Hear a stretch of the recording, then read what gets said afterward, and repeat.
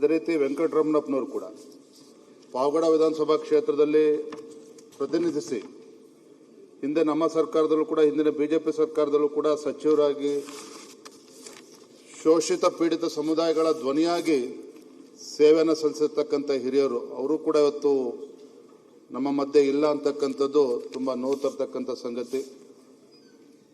ಮಾನ್ಯ ಶ್ರೀ ರಾಮಚಂದ್ರೇಗೌಡರು 5 ಬಾರಿ ವಿಧಾನ ಪರಿಷತ್ ಸದಸ್ಯರಾಗಿ, ಅದಕ್ಕಿಂತ ಮುಖ್ಯವಾಗಿ ಸನ್ಮಾನ್ಯ BS ಯಡಿಯೂರಪ್ಪನವರಿಗೆ ಒಂದು ಬಲಗೈ ಬಂಟ ಅಂತ ಹೇಳಿದ್ರು ಕೂಡ ತಪ್ಪಾಗಲಾರದು.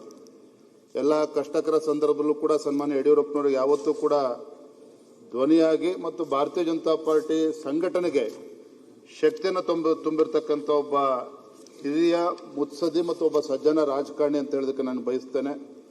ವಿಶೇಷವಾಗಿ ರಾಮಚಂದ್ರೇಗೌಡರ ಬಗ್ಗೆ ಹೇಳೋದಾದ್ರೆ, ಮಂಡ್ಯ ಜಿಲ್ಲೆ ಉಸ್ತುವಾರಿ ಸಚಿವರಾಗಿದ್ದಾಗ ಏನು ಮೈಸೂರು ಸಕ್ಕರೆ ಕಾರ್ಖಾನೆ ಅದನ್ನ ಮುಚ್ಚಿರ್ತಕ್ಕಂಥ ಕಾರ್ಖಾನೆಯನ್ನ ಪುನರಾರಂಭಿಸಿರ್ತಕ್ಕಂಥ ಕೀರ್ತಿ ಸನ್ಮಾನ್ಯ ರಾಮಚಂದ್ರೇಗೌಡರಿಗೆ ಸಲ್ತದೆ. ಅಷ್ಟೇ ಅಲ್ಲ ಮಾನ್ಯ ಅಧ್ಯಕ್ಷರೇ, ಕಬ್ಬು ಬೆಳೆಗಾರ ರೈತರು ಮೃತಪಟ್ಟಂತ ಸಂದರ್ಭದಲ್ಲಿ 10,000 ಪರಿಹಾರ ಧನ ನೀಡುವ ಒಂದು ನೂತನ ಯೋಜನೆಯನ್ನು ಕೂಡ ಕೊಟ್ಟಂತವರು ಸನ್ಮಾನ್ಯ ರಾಮಚಂದ್ರೇಗೌಡರು. ನಮ್ಮ ಜನಸಂಘ ಕಾಲದಲ್ಲಿ 1970ರಲ್ಲಿ ಬೆಂಗಳೂರು ಮಹಾನಗರ ಪಾಲಿಕೆ ಸದಸ್ಯರಾಗಿ ತಮ್ಮ ರಾಜಕೀಯ ಜೀವನವನ್ನು ಪ್ರಾರಂಭ ಮಾಡಿದಂಥ ರಾಮಚಂದ್ರೇಗೌಡರು ತಮ್ಮ ಕಾರ್ಯದಕ್ಷತೆಗಾಗಿ ಅಂದಿನ ರಾಷ್ಟ್ರಪತಿಗಳಾದಂಥ VV ಗಿರಿಯವರು ಕೂಡ ರಾಮಚಂದ್ರೇಗೌಡರವರ ಬಗ್ಗೆ ಒಂದು ಪ್ರಶಂಸೆಯನ್ನು ವ್ಯಕ್ತಪಡಿಸಿದ್ರು. ನಂತರ ಮಕ್ಕಳ ಸ್ನೇಹಿ ಶಾಸಕ ಪುರಸ್ಕಾರವೂ ಕೂಡ ಸನ್ಮಾನ್ಯ ರಾಮಚಂದ್ರೇಗೌಡರಿಗೆ ಸಲ್ಲಿತ್ತು. ಅದೇ ರೀತಿ ಅತ್ಯುತ್ತಮ ಸಂಸದೀಯ ಪಟು ಅನ್ನುವ ಪುರಸ್ಕಾರವೂ ಕೂಡ ರಾಮಚಂದ್ರೇಗೌಡರು ಭಜನರಾಗಿದ್ದರು ಅಂತಕ್ಕಂಥದ್ದನ್ನು ಈ ಸಂದರ್ಭದಲ್ಲಿ ಸ್ಮರಣೆ ಮಾಡ್ತಾ, ಮತ್ತು KR ಶ್ರೀನಿವಾಸಯ್ಯ ಅವರು ವಕೀಲರಾಗಿ ಮತ್ತೆ ಶಾಸಕರಾಗಿ ರಾಜಕೀಯ ಕ್ಷೇತ್ರದಲ್ಲಿ ತಮ್ಮದೇ ಆದಂಥ ಸೇವೆಯನ್ನು ಸಲ್ಲಿಸಿ, ಶ್ರೀ SH ಪುಟ್ಟರಂಗನಾಥ್ ಅವರಿರ್ಬೋದು, ಅದೇ ರೀತಿ ರಾಯಚೂರು ವಿಧಾನಸಭಾ ಕ್ಷೇತ್ರವನ್ನು ಪ್ರತಿನಿಧಿಸಿದಂಥ ಸೈಯದ್ ಯಾಸೀನ್ ರವರು ಇರ್ಬೋದು, ಅದೇ ರೀತಿ ಯಲಹಂಕ ವಿಧಾನಸಭಾ ಕ್ಷೇತ್ರವನ್ನು ಪ್ರತಿನಿಧಿಸಿದಂಥ V ಶ್ರೀನಿವಾಸರವರು, ಇವರೆಲ್ಲರೂ ಸಹ ವೆಂಕಟಾಚಲಯ ಆದಿಯಾಗಿ ರಾಜಕೀಯ ಕ್ಷೇತ್ರದಲ್ಲಿ ಮತ್ತು ಕೆಲವರು ಸಹಕಾರಿ ಕ್ಷೇತ್ರದಲ್ಲೂ ಕೂಡ ಅವರ ಕೊಡುಗೆಯನ್ನು ನೀಡಿಕೊಂಡು ಬಂದಿರತಕ್ಕಂಥವ್ರು. ಈ ಸಂದರ್ಭದಲ್ಲಿ ನಮ್ಮ HM ಚಂದ್ರಶೇಖರಪ್ಪನವರು ಶಿವಮೊಗ್ಗ ನಗರಸಭಾ ಅಧ್ಯಕ್ಷರಾಗೂ ಕೂಡ ಅವರು ಸೇವೆಯನ್ನು ಸಲ್ಲಿಸಿದ್ರು. ಒಬ್ಬ ಸಜ್ಜನ, ಒಬ್ಬ ಪ್ರಾಮಾಣಿಕ ರಾಜಕಾರಣಿ. ಶಿವಮೊಗ್ಗ ವಿಧಾನಸಭಾ ಕ್ಷೇತ್ರದ ಶಾಸಕರಾಗೂ ಕೂಡ ಸೇವೆಯನ್ನು ಸಲ್ಲಿಸಿದಂಥ ಚಂದ್ರಶೇಖರಪ್ಪನವರು ಕೂಡ ಇವತ್ತು ನಮ್ಮಿಂದ ದೂರ ಆಗಿದ್ದಾರೆ.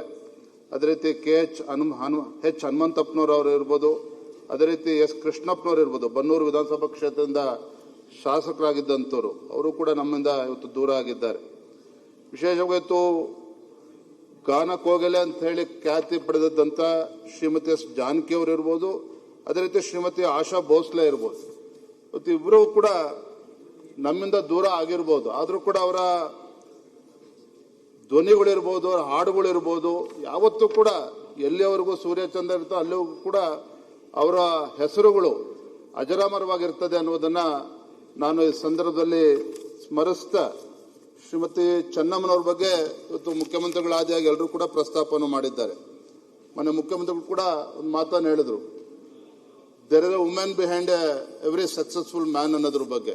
ಆ ರೀತಿ ಚೆನ್ನಮ್ಮನವರು ಇವತ್ತು ಸನ್ಮಾನ್ಯ ಮಾಜಿ ಪ್ರಧಾನಮಂತ್ರಿಗಳಾಗಿರುವಂತಹ ದೇವೇಗೌಡರಿಗೆ ಒಂದು ಶಕ್ತಿಯನ್ನು ತುಂಬಿದ್ದಷ್ಟೇ ಅಲ್ಲ, ಇಡೀ ಕುಟುಂಬಕ್ಕೆ ಒಂದು ಶಕ್ತಿಯನ್ನು ತುಂಬು ನಾನು ಕೂಡ ಏನು ಅವರ ಅಂತ್ಯ ಸಂಸ್ಕಾರಕ್ಕೆ ನಾನು ಕೂಡ ಹೋಗಿದ್ದೆ. ಲಕ್ಷಾಂತರ ಜನರು ಅಲ್ಲಿ ಅಂತಿಮ ಸಂಸ್ಕಾರಕ್ಕೆ ಬಂದದಂತ ನೋಡಿದ್ರೆ ನಿಜವಾಗ್ಲೂ ಕೂಡ ಚೆನ್ನಮ್ಮನವರು ರಾಜಕೀಯ ಕ್ಷೇತ್ರದಲ್ಲಿ ಇಲ್ಲದೆ ಹೋದ್ರು ಕೂಡ ಎಷ್ಟು ಅಪಾರ ಜನಬೆಂಬಲವನ್ನು ಗಳಿಸಿದ್ರು, ಪ್ರೀತಿಯನ್ನು ಗಳಿಸಿದ್ರು ಅನ್ನೋದು ಕೂಡ ಅದರಲ್ಲಿ ಸ್ಪಷ್ಟ ಆಗ್ತಾ ಇತ್ತು. ಹಾಗಾಗಿ ಇಂಥ ಎಲ್ಲ ಹಿರಿಯರು ಇವತ್ತು ಅನೇಕ ಶಾಸಕರುಗಳು ಮತ್ತು ಸಂಗೀತ ಕ್ಷೇತ್ರದಲ್ಲಿ ಸಾಧನೆ ಮಾಡಿರ್ತಕ್ಕಂಥ ಅನೇಕ ಹಿರಿಯರು ಇವತ್ತು ನಮ್ಮ ಮಧ್ಯೆ ಇಲ್ಲ. ಇವತ್ತು ಅವರೆಲ್ಲರ ಒಂದು ಆತ್ಮಕ್ಕೆ ಚಿರಶಾಂತಿಯನ್ನು ಬಯಸ್ತಾ ಆ ಅಗಲಿಕೆಯ ನೋವನ್ನು ತಡಿತಕ್ಕಂಥ ಶಕ್ತಿ ಆ ಕುಟುಂಬಗಳಿಗೆ ಅವರ ಎಲ್ಲರಿಗೂ ಕೂಡ ಒದಗಲಿ ಅನ್ನೋ ಮಾತನ್ನ ಸಂದರ್ಭ ಹೇಳ್ತಾ ನನ್ನ ಮಾತುಗಳಿಗೆ ಮುಗಿಸ್ತೇನೆ. ನಮಸ್ಕಾರ.